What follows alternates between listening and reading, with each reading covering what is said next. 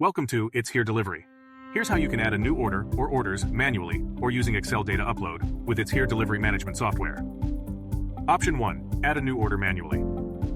Step 1. Click the Add Order button in the Order Pool window. Step 2. Click Add Manually in the Add New Order window.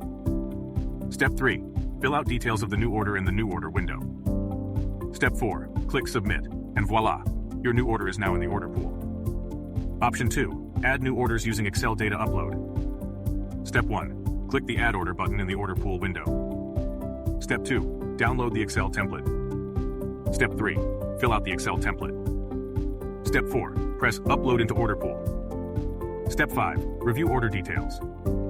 Step 6. Press Upload. Done. Your orders have been successfully uploaded and are now in the order pool. For more videos like this, visit www.itshere.com or follow It's Here Delivery on all social media platforms.